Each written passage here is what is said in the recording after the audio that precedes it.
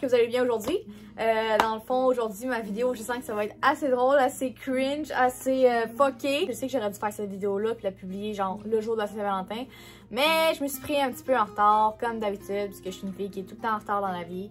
Mais bon, cette vidéo, ça a le rapport avec l'amour, les dates, etc. Dans le fond, comme vous l'avez vu dans le titre, je vais réagir à vos pires dates, les moments les plus traumatisants, malaisants, fuckés que vous avez eu en date avec une personne que vous connaissez ou que vous connaissiez pas. En tout cas, je sens que ça va être vraiment drôle. J'ai vraiment hâte de vous lire. Puis évidemment, je vous dirai pas les noms, ça va rester anonyme pour garder votre vie privée. Fait que sans plus tarder, on va commencer avec l'histoire numéro 1. Il y en a qui sont vraiment longues, il y en a d'autres que c'est genre vraiment plus court. C'est genre une petite anecdote qu'ils écrivent en 3 phrases. Fait que on va commencer par les plus courtes, puis on va y aller de plus en plus extrêmes. Ok, comme première anecdote, j'ai eu un date avec un garçon pour qu'à la fin, il me demande le numéro de ma meilleure amie. Ça, je pense que c'est le plus gros friendzone qui existe sur sa taille. Je veux dire, c'est tellement chien pour toi, ce qui t'est arrivé, genre... Je pense que c'est le cauchemar de n'importe quelle fille ou n'importe quel gars de se faire friendzone à ce point-là, au point que la personne demande le numéro de son ami, genre c'est comme... Ok, c'est quoi, je suis vraiment laide à ce point-là, je suis pas intéressante à ce point-là, c'est quoi, là?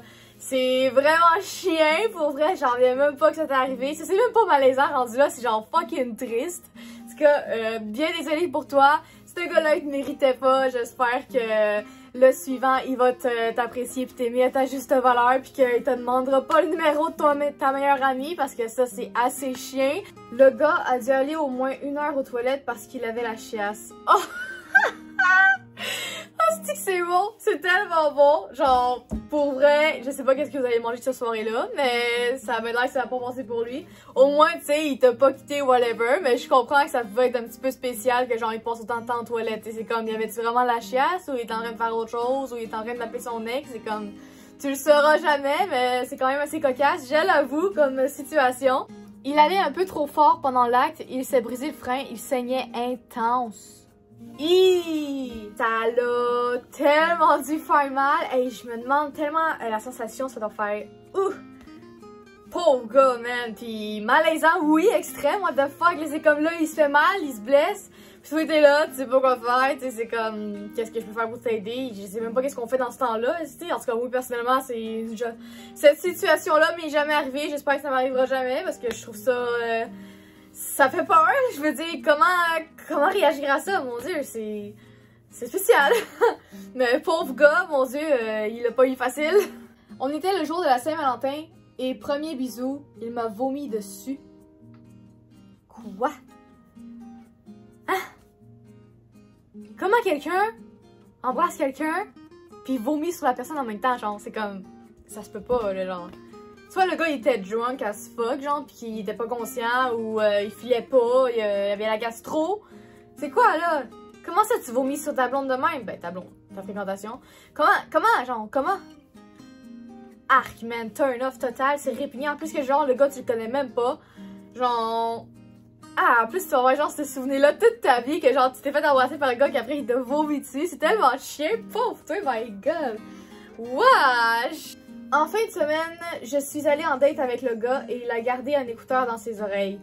Oh mon Dieu, ça fait tellement genre t'es pas intéressant, je m'en bats les couilles de ce que tu dis. Hey, c'est chien ma fille! Ouf! Oh mon Dieu, moi j'aurais pas resté là longtemps, je l'aurais tellement pas pris. Chris, tu t'en vas en date, tu te forces à te déplacer avec ton char, ton gaz pour aller voir sa tête de gland.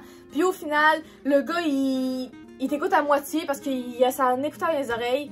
T'sais, je sais pas s'il y avait de la musique à ce moment-là, mais j'imagine que oui. Mais c'est tellement, je trouve, un manque de respect total. C'est comme, arc, man. Il méritait tellement pas que tu te déplaces pour lui. C'est poubelle, man, poubelle. Le gars est arrivé avec ses parents, puis il m'a présenté à la première date. Après 10 minutes, je suis partie en disant ça se ferait pas nous deux. Ses parents voulaient me lancer des couteaux, ça paraissait. Ok, ben si je comprends bien, t'as été en date avec un gars, puis le gars il t'a présenté direct ses parents, fait que t'as trouvé ça genre malaisant, bizarre, pas correct, pas normal. Fait que tu t'es dit ça pourra pas fonctionner entre nous parce que c'était genre bizarre, puis avec raison. Attends, wow, là, faut que je relis là parce que là, c'était pas très clair. Le gars est arrivé avec ses parents, puis il m'a présenté à la première date. Après 10 minutes, je suis partie en disant ça se ferait pas nous deux. Ses parents voulaient me lancer des couteaux, ça paraissait. Fait que dans le fond, ses parents, ils étaient frustrés que tu décides de laisser leur gars. Mais genre, c'était un peu évident. Quelle fille est-ce va rester dans une date de même? C'est la première fois que tu rencontres le gars, puis il se présente à ses parents, genre. C'est tellement turn-off total pour n'importe quelle fille sur la terre, là. Les gars, ne faites pas ça, mon Dieu. Code rouge, code rouge. Genre, c'est quoi ça? Man, ça... Surtout qu'on sait que, genre, rencontrer les parents de notre amoureux ou whatever, c'est pas chose facile, puis ça prend du temps, puis de l'adaptation, puis il faut aussi que tu sois vraiment sûr de ton affaire, parce que c'est quelque chose pareil, rencontrer les parents, c'est vraiment comme dire, je fais vraiment partie de la vie de votre fils, je l'aime, on est ensemble, on est un couple, on est unis, mais genre, après une date, là, tu vas me faire croire que vous êtes unis, là. La première date, en plus, là, il y a des hosties de limite, man, le gars, il était pas bien en tête, hein, c'est clair, puis les parents non plus, hein, pour qu'ils aient des pensées noires parce que tu veux quitter leur gars après 10 minutes. Mais voyons donc, ouvrez vos yeux, mon Dieu, ça a même pas d'allure, ce que vous avez fait. Que le gars, après une première rencontre, était jaloux de tous les gars, même de mon frère. Quoi? Comment il pourrait être jaloux de ton frère? C'est ton frère? Puis, comment il pourrait être jaloux de n'importe qui? C'est ton premier date, je veux dire, elle t'appartient pas, la fille, là, vous êtes pas en couple, là, yo, vous rencontrez pour la première fois. C'est comme juste un début d'amitié parce qu'on s'entend que ça commence la plupart du temps en amitié pour après se développer en amour. Mais genre, comment tu peux déjà être jaloux? À moins genre que t'as vraiment un esti gros crush sur la fille puis que ça fait vraiment... ça te gosse vraiment qu'elle parle avec d'autres gars. Mais genre, c'est normal qu'elle parle avec d'autres gars. Vous n'êtes pas en couple. Genre, il y a aucun lien qui vous unit qui fait en sorte qu'elle n'a pas le droit de parler à d'autres gars. Elle peut faire ce qu'elle veut, mais... Mon Dieu, vos histoires sont donc bien fuckées. Je peux pas croire que vous avez vécu genre tout ça. Moi, hey, au contraire, comme je vous dis, j'ai quasiment jamais daté dans ma vie. Ça m'est jamais arrivé une histoire aussi malaisante de même pis fucké, man. Le gars m'a amené magasiner des coffres d'outils chez Canadian Tire comme première date. Arc. Des outils, tu veux faire quoi avec ça? Genre, comment ça peut t'intéresser? C'est tellement un turn-off total. En tout cas, pour ma part, j'aurais genre fait OK, ciao! Tu sais, c'est comme... C'est quoi cette date-là au Canadian Tire? Genre, amène-moi au McDo, n'importe où, man, mais genre... Canadian Tire, sérieux, là, tu pousses le bouchon un peu trop loin, Maurice, c'est pas tant intense, là. C'est pas une très belle sortie d'amoureux, on s'entend, là. C'est-tu en temps de COVID en plus, avec le masque et tout, super sexy. Le gars était sous, en tout cas, pire date ever, genre, il s'est évanoui. Bon, tard, mais voyons donc! Ok, juste ça, j'avoue que c'est drôle, oui, j'aurais plus ri qu'autre chose, genre, j'aurais peut-être sûrement reparlé après, puis ça aurait été juste un ami ou whatever. Mais genre, comme première date qui s'évanouit parce qu'il est trop drunk, c'est fucking drôle pareil, là, quand on y pense, là. En tout cas, moi j'aurais ri intense à ta place, ça aurait été vraiment quelque chose que j'aurais jamais oublié de ma vie, c'est drôle pareil. Mais j'avoue que c'est un off aussi, là. Après notre soirée, il m'a dit qu'on se reparlerait plus parce qu'il aimait encore son ex. Ça devait faire 7 mois qu'ils n'étaient plus ensemble. T'es pas sérieuse? Hey, l'histoire des ex, on peut-tu en parler, man? À quel point c'est une partie intégrante de chacune des relations qui débutent. À chaque fois que les gens veulent rencontrer une nouvelle personne ou qu'ils commencent à t'intéresser à une personne, ça finit toujours que genre le gars ou la fille dit « Ah, je pense encore à mon ex. Ah, désolé, je suis pas capable de m'ouvrir parce que je pense encore à mon ex. Ah, désolé, j'aime encore mon ex. Je pleure encore sur mon ex. » C'est comme... C'est plate, mais genre, c'est tellement ça, pareil. C'est vraiment turn off, pareil, pour la personne qui essaie de rencontrer l'autre, puis qu'elle commence à la connaître, puis à l'apprécier, puis tout, pour qu'au final, il lui dit qu'il pense encore à son ex. J'avoue que c'est vraiment chien, puis ça frappe, là, je veux dire, là. Le gars est venu me voir pour la première fois et est venu avec sa mère et sa soeur. Mais pourquoi ils font ça? Hey, là, c'est la deuxième personne qui me dit que, genre, il est accompagné de sa mère, son frère, whatever, mais genre... C'est quoi ça comme première date, man? Tu veux vraiment rencontrer la fille pour la première fois avec ta mom? C'est comme... À un moment donné, il faut que tu décroches. T'es comme plus un bébé, là. Tu peux faire tes choses sans ta mom. Elle est pas obligée de te suivre partout où est-ce que tu t'en vas, là. Hey, pour vrai, là, je sais même pas comment vous avez fait, les filles, pour genre... endurer ce genre de situation-là. Je sais pas c'était quoi, genre, votre première réaction, mais ça a dû tellement être...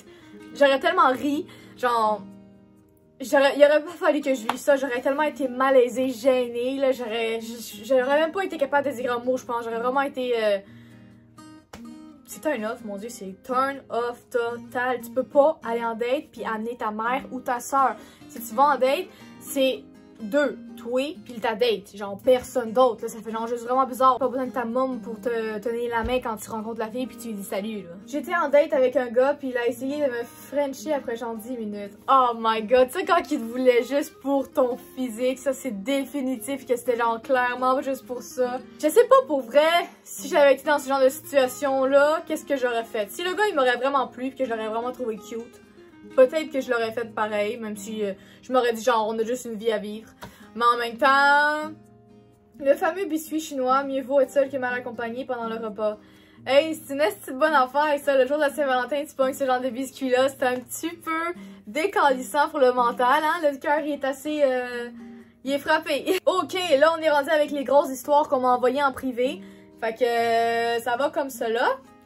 J'ai date un gars sur Tinder, il était super gentil, c'était la deuxième fois que je le voyais. La date se passait vraiment bien, il avait inventé un jeu pour qu'on apprenne à se connaître et durant la soirée, il finit par m'avouer qu'il aime se faire pisser dans la bouche.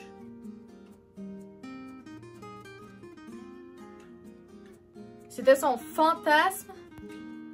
Disons que je ne l'ai plus jamais revu après ça. C'était un bon gars, sauf que nos fantasmes se reliaient à zéro. Mais c'est une fucking joke. Attends, là, je sais pas si j'ai vraiment bien compris, là, mais genre, le gars, son fantasme, c'était de se faire pisser dans la bouche. Mais what the fuck, man, tu viens de quel pays, toi? C'est comment ça se passe dans ta tête? Bâtard! Hey, c'est fou pareil à quel point sur Tinder, pareil, on peut empoigner des méchants fuckés, hein?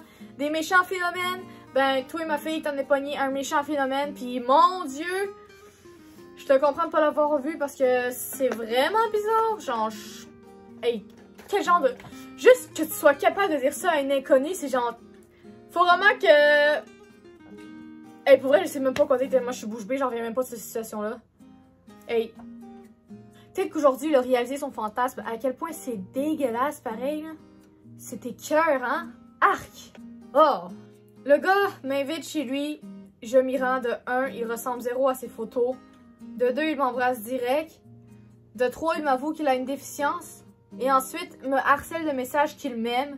Ça faisait littéralement 2 jours qu'on se connaissait.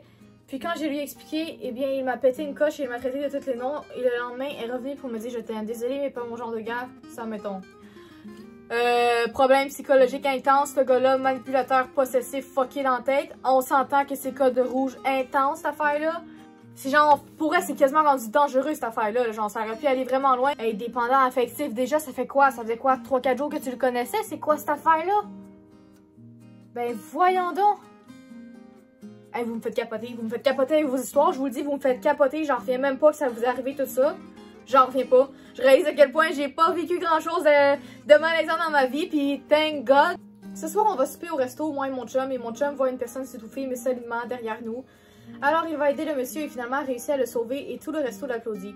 Et moi je stressais ma vie, mais une histoire qui finit bien, le monsieur va bien et mon chum qui est premier répondant de 19 ans lui a sauvé la vie. Ok, fait que dans le fond, si je comprends bien, pendant ta date, il y a quelqu'un qui s'est étouffé intense en arrière de vous puis ton chum a été sauvé. Ça c'est plus drôle que malaisant, genre c'est comme... Ça donne un peu de punch à la soirée, même si c'était pas le fun que le gars s'étouffe ou whatever, mais quand même ton...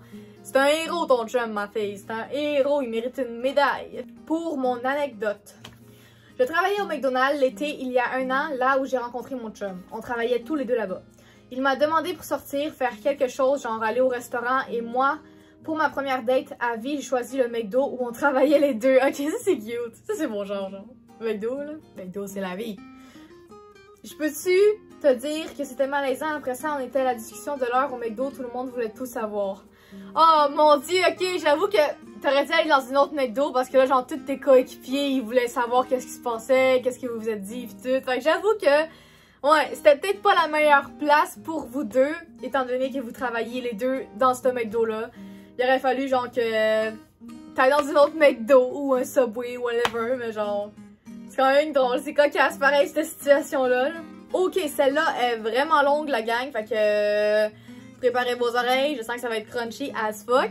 Ça devait faire 2 mois que je parlais à un garçon de ma ville. Il a fini par m'inviter en date. Le fameux jour venu, on s'est dit qu'on allait aller se promener en auto et aller se chercher un café au Starbucks. Rendu là-bas, il me dit on débarque-tu pour aller marcher? Je dis d'accord. Faut savoir que vu que c'était une date, j'avais décidé de mettre les petites bottes à talons. Oh mon dieu, marcher avec des bottes à talons. Et là là. Quand je suis sortie de l'auto pour aller marcher avec lui, il m'a regardé, il m'a dit pas trop souvent de bottes comme ça. J'ai dit ah bon, pourquoi? Il m'a dit ben là, ça fait pute. Quoi? Il m'a dit ben là, ça fait pute. Le gars, vous êtes en date, puis il te dit que tes bottes font pute?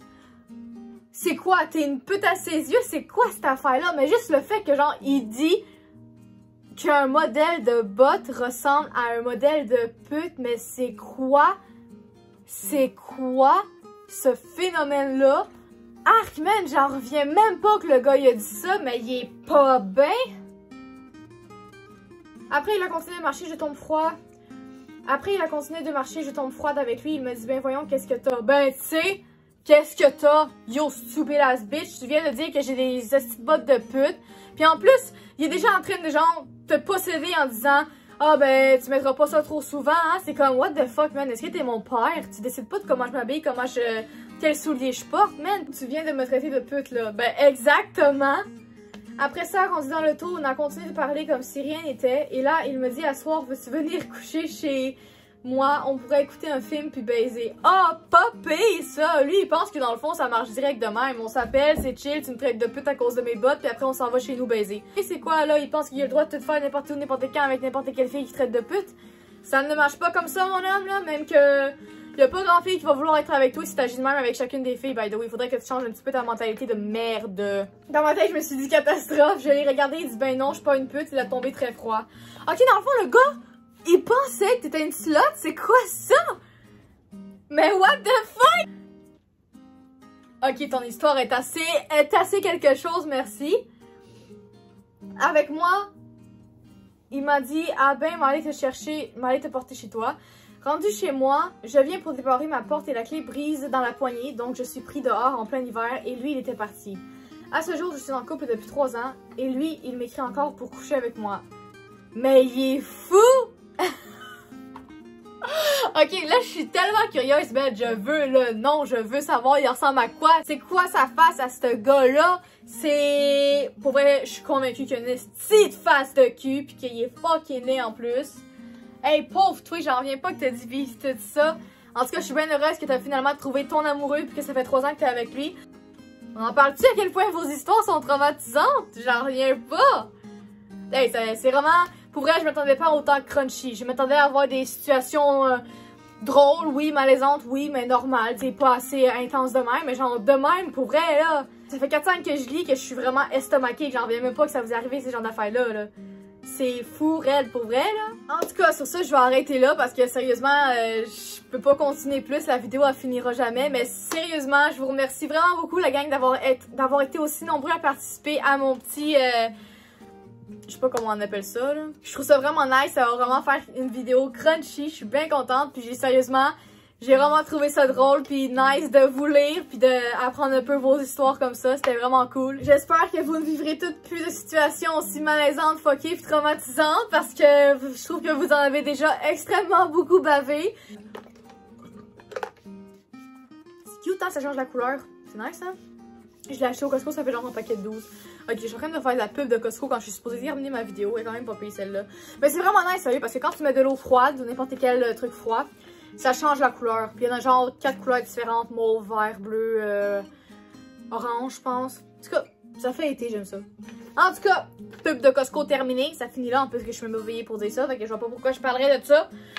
Une chose est sûre, merci beaucoup de me suivre. Ceux qui sont pas déjà abonnés à moi, abonnez-vous à ma chaîne, la gang, c'est gratuit. Puis en plus de ça, ça me ferait full plaisir. Fait que c'est ça. Si t'as rien à faire, va-t'en, abonne-toi. Clique aussi sur la cloche pour évidemment pas manquer mes prochaines vidéos. Je vous aime, passez une très belle journée, puis à la prochaine tout le monde. Yavaste!